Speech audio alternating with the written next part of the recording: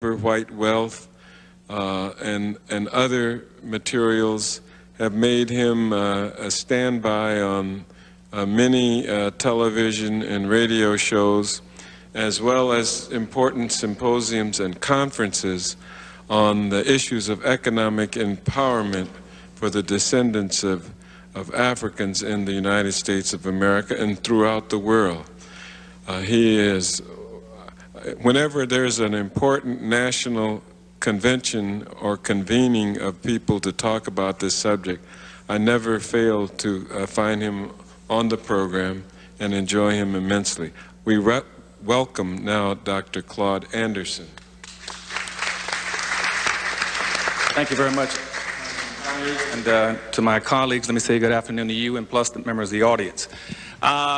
According to John's letter, he indicated to me that he wants me to speak to develop a national plan, and John, that's what I'll try to do for you very quickly. But let me preface that by simply saying that if you hear about reparations, get this very firmly fixed in your mind. You're not here for a parlor discussion. It's not something to talk about that's nice. If you don't get reparations as black folk, you're through in this country. Let me be that very specific for you. You see, what's happening to black Americans is that black Americans have been systematically socially engineered into the lowest level of a real-life monopoly game. You do not own and control a sufficient amount of anything to be competitive in America. And you've been marginalized now for 400 years. You're getting ready to be buried. You can get buried underneath a whole broad groups of ambiguous groupings. That's everything from culture groups, language groups, and gender groups. You're going down. It's no longer an issue. You better get reparations and get it fast. Now, to get reparations, one of the things I've been trying to do now for 30 years, beginning with the state of Florida, when Governor Rubin Askew put me over education, when they had no blacks in politics in Florida, was to write the first affirmative action plan in the United States, and that was written to be reparations for black folk in 1971. And George Bush Jr., I guess, what's his name, Jed Bush just killed it off about 6 months ago. But what's happening now is that what I'm trying to do is create a Harvest Institute that would try to take all my colleagues here and as much as possible try to give you new points of information that take you outside the box. Part of the problem we got in trying to deal with reparations, a lot of the other racial issues in the country, is that we keep trying to think and find solutions inside the box. There are no solutions inside the box for black folk. You got to get outside and try to find them and get a long-term perspective and a long view on it. And that's what the Harvest Institute is in existence for, and that's what they're going to stay in existence for. Now, the reason you cannot win, as I said, is that you've been locked into this low level of a real-life monopoly game. You do not own and control enough of wealth. See, in 1860, for instance, black folk, as a direct result of slavery, had an ownership. When you were 98% slaves, you had an ownership of 0.5% of this nation's wealth in 1860 on the eve of the Civil War. Now, this is the richest country in the world, the most capitalistic country in the world. And here you are 140 years after slavery when you're supposedly 100% free and you still only have 0.5% of this nation's wealth. You cannot compete. The typical average white person in America has 3,500 times more money than you have. And that's not true only of blacks in America, it's true of the world internationally. What's happening right now is blacks is a marginalized, subordinated class of people all over the earth. You have 0.5% of the wealth in this nation. The same thing is true all over the world. In the world, there's approximately $392 trillion worth of wealth on the earth. And black folk around in the world have less than 1% ownership of it. That includes all the African countries, that includes Brazil, Caribbean, and America. You don't own enough control of anything. Whites control almost 100% of all the wealth, power, resources, privileges, and controls of all levels of government. You're playing a game you can't win. You got to get reparations. Now, how are you going to get it? Let me run through 3 or 4 things very quickly because I don't want to take up the time here. First thing you must do, I've heard it mentioned already, we got to commit a national campaign all over this country to start publicizing the issue of reparations for black folk. Not as something nice, but as a necessity, period. That means every living soul, every organization, every institution in this country must begin to start promoting reparations for black folk all over this country. That's level 1, is a massive, massive promotion of reparations for black folk.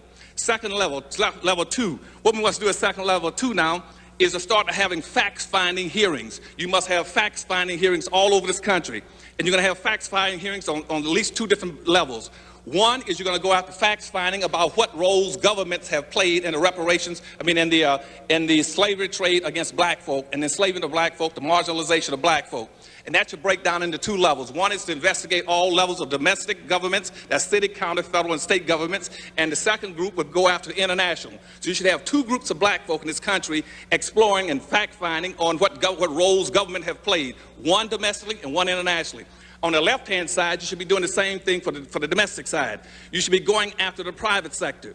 You should be going after all the private corporations in the United States, what roles they played and how they benefited directly from slavery. And also, on the same side, you must go after all the international corporations and the roles they played and how they benefited. Now, the Harvest Institute right now, my think tank, we've already picked up one. We put out a press release on that. We're going after the domestic role that major corporations played in the United States. We've already identified approximately 240 companies that are still in existence that profiteer directly and enrich themselves off of black folk. We're going after that. And what we have to do in our fact finding is be able to factuate, document. There are direct line between how blacks have been crippled all the way up to economically, politically, socially, and educationally, and tied into these major corporations or tied into levels of government. That's your level 2. Level 3, you must then start having a national convention in this country. And right now, I think Dorothy Tillman in Chicago is already, we talked about this. She's going to try to call one in Chicago this coming year. We must have everybody who's playing a role, like Congressman Conyers and everybody from the Congress, and Cobra, everybody should be at a national convention where we all come in there to not only energize each other, but to share information, see where we are. They're trying to set that up for this coming February, someplace in the United States, possibly Chicago. That's your third level. The fourth level you should start doing is trying to get into, out of this conference should come strategies and plans and a specific role model. You got to have a model that every black can tie into, a model for reparations. Now, my model's a little different from everyone else's, and that's because I'm outside the box. I'm going to try to pull everybody else outside if I can get them. Now, most people are going to try to follow the Jewish reparations model or the Japanese model. I'm following the Indian model. The Indians are the most appropriate model if you want to track down, do anything to get reparations of black folk. Why? Because you see, only American Indians and black folk were spelled out in the Constitution. The Indians on reservations and black folk. There's a direct lineage between those two groups. And if you really want to track and get reparations, the easiest and quickest way is to go find out what happened to American Indians, what benefits they got, and track it. In my new book called Power Numbers, it takes you through every one of those steps. You can follow it. If you pick that up, you can come right to reparations very quickly, because it'll be very difficult for the government to deny black folk for the same thing they're giving the Indians. So when you hear people talking about how bad off Indians are, first thing you say, fine, if Indians that bad off, put us as black folk in the same status with the Indians. We'll take that. Because see, right, what Indians got, first of all, nobody declared Indians to be a nation. Indians declared themselves to be a nation. They declared themselves to be a nation all the way up until about 1832 when Supreme Court Justice Marshall said, okay, I'll recognize you as a nation. We never declared ourselves to be a nation. We've always tried to do just the opposite of what the Indians did. Once they became a nation, they drew up a constitution for themselves. We never had a constitution. And what the Indians did with that constitution is then to go to the United States government and say, we do not want to integrate. We did just the opposite. We integrated. And I can track everything right down, or we can follow the Indian model if you want to. And you can see, all that's already built into the law, and there's a direct lineage between American Indians and black folk that you can follow very easily and get to reparations. But we need to have a model. And in my new book, I get that model to be on the stand in about another month. You get the Powernomics model that will take you through all those steps, what they did throughout history, from the Blair Amendments and everything else. You can track them very easily, and it'd be very difficult for the United States government to deny you reparations when you only two people that have a constitutional relationship with this government is black folk and Indians. Just like Indians use what they call natural rights and lay a claim against the land, we should use natural law and lay a claim against our labor, misappropriated labor. The next level what you must do is move to a legal step. You need to form at the fourth level, get you a legal body right now, whether it's going to be pro bono or paid. And out of our convention, we should be able to raise some funds to set up a mass legal body that'll be ready to start serving suits based on those facts that you're going to find at the second level.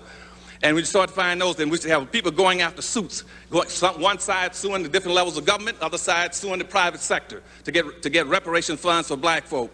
Then at the last level, you need to set up, at the sixth level, you need to set up some kind of a pool, or resource, or retrieval agency that every time we get some benefits, we're going to a special fund that will be held for pooling and aggregating. Now, then out of that special agency, we break away into two groups, what I would recommend. One, you would have an economic development bank on the East Coast and an economic development bank on the West Coast. And what those banks would do is take most of the money you get and not give it to black folk as individuals. You put it into a massive bank where black folk can go draw that money to start low interest, get low interest loans or free monies to build businesses and industries throughout the United States.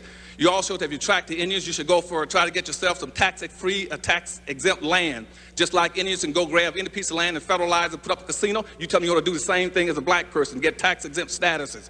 We can go on and on. Well, there's a lot of things we can track. Go after the Indians. But the thing that's most important, and I'm going to quit, is that you got to understand that reparations are an absolute necessity. We're going to get buried alive. We do not have enough to be able to compete in this society. And the further we get away from the civil rights movement, the worse things are going to get. And when people start talking about slavery, don't just talk about slavery. Talk about Jim Crow slavery and benign neglect. You got to understand what slavery was. Slavery is the illegitimate child of racism. Racism still exists. That's slavery. Because what racism does, racism keeps and maintains what was created by slavery. Now, racism is a competitive economic struggle between groups of people for power and wealth. And it's slavery, and racism never existed until the 16th century. And when slavery went out of existence, racism took over. Racism has gone from meaning slavery to being something biological. Then it moved on in about the 1800s. It returns to be something as a personal behavior or an attitude, and now a bias and a prejudice. Racism has nothing to do with attitudes, with prejudice, and with bias. Racism is a competitive group contest between people for race, resources, and for superiority. And racism is a race without a finish line. I thank you very much.